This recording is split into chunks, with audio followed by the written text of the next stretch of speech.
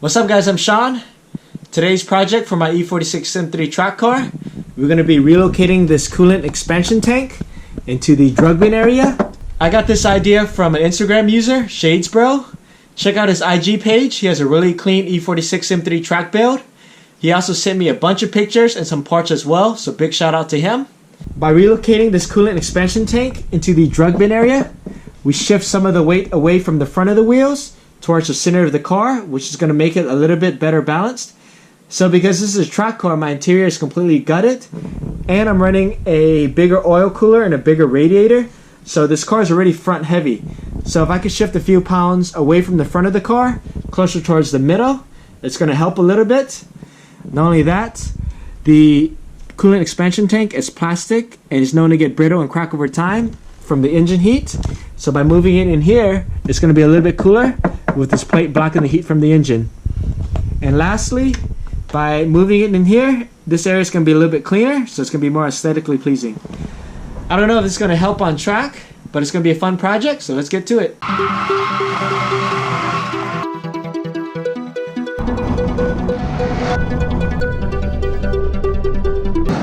These are some of the parts that Shadesbro hooked me up with.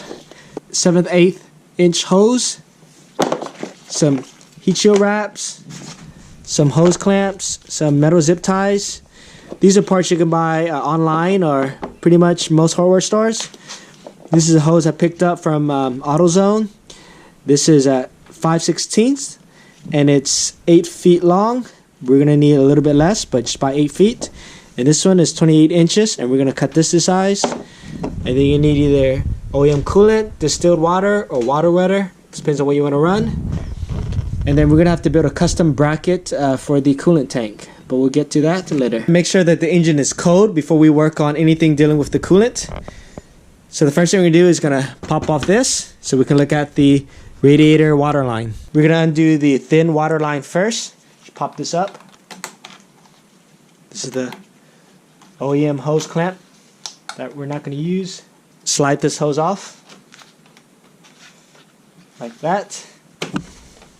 This bottom hose, this is the overflow hose. It just goes into the fender well. We just pull this up.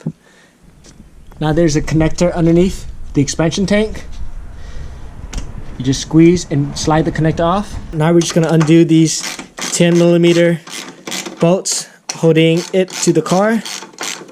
And then after that, we're gonna remove the main hose going into the engine block. It's just a little clip, usually a screwdriver, a flathead screwdriver. Pry this up and pull this hose off. Fluid's gonna get everywhere, so prepare to catch it with like a bag and a rubber band or something. Here we go. Alright, so the expansion tank is loose.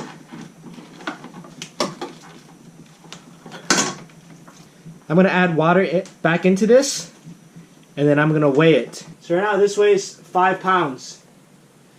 So 5 pounds, not counting the bracket. So let's just estimate 6 pounds.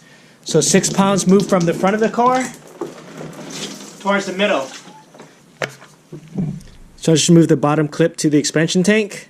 So we know the bottom of the expansion tank, this part goes to the engine block. So we're gonna make sure that we position it towards that direction. Pull the factory radiator expansion tank bracket off. I cut mine because I'm running an SAP delete. So the bracket goes like that. So it fits in there nicely with the bracket. You're gonna have to get creative on how you want to mount this up, but there's plenty of room. And now we're gonna figure out where this is gonna go before I drill the big hole for the hose.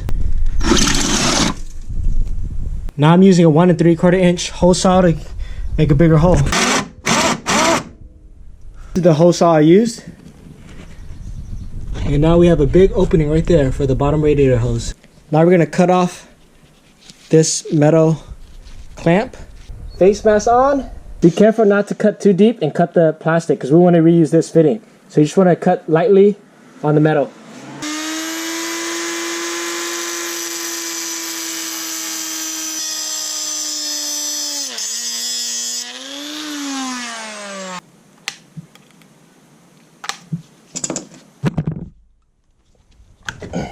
This is what we want. No damage to this fitting, so it's perfect. Now we just got to cut off the other side. Now we got the OEM fittings that we want. Just going to slide it over the hose on one side and get the clamp ready. Here's the connector for the expansion tank. You just have to cut the tape and run it back and relocate it onto this side. Sliced my finger up. I didn't know how that happened, so I gotta go take care of this. This is the hardest part of the project, fabbing up a mount for the expansion tank. This is pretty easy. L bracket coming through the side of the firewall. Down here is a little bit tricky. Over here I created a C bracket, and I used a bolt to mount to the existing spot right there. And let me unscrew this real quick. This is the C bracket that I made. Again, it uses the OEM rubber grommet from here. I just wedged like a 1-inch thick rubber piece there, so it gives it a little bit more stability. So I'm gonna work on the water hose now. So this is hard plastic. I think we just have to get a razor blade, slowly cut a slit here. We have our new hose ready. Pull this off. Remove the factory OEM hardline. Just saw the hose clamp, and I ran the long water hose all the way over here. And it's gonna go to right there. Now we're gonna have to cut this hose, figure out how much we need. Now here's a little bit of heat shielding because this tube is gonna run across the headers. But even though we have the header plate here, this gives it a little bit more protection. All right, the main hose going back to the engine is done. Heat shield is on, heat wrap is on, clamp is tight. And here's the overflow tube. We're gonna run it through around and back down here. Exit the fender well, just like the factory one was. And I'm gonna put a little bit of heat wrap on it as well. Now the last thing we have to do is trim the water hose to fit. Alright guys, all the hard work is done. Now comes the easy part of just adding fluid and bleeding the system. So you want to open up the bleeder valve when you're slowly adding fluid, so that way some of the air bubbles can escape.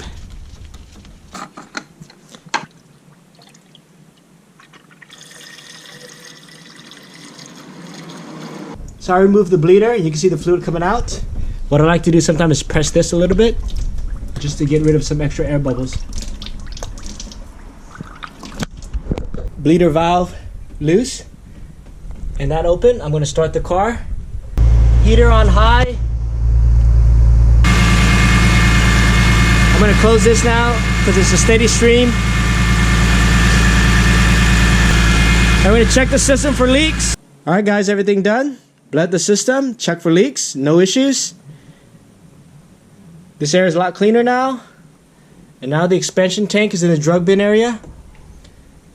And it's pretty firm as well. You don't want it to be rock solid. You want it to give a little bit to absorb the vibration from the car, just like the way the OEM one is. So it might not be noticeable on track, but a few pounds here and there adds up. Hope you guys enjoyed the video. Please subscribe to watch more. Thanks for watching.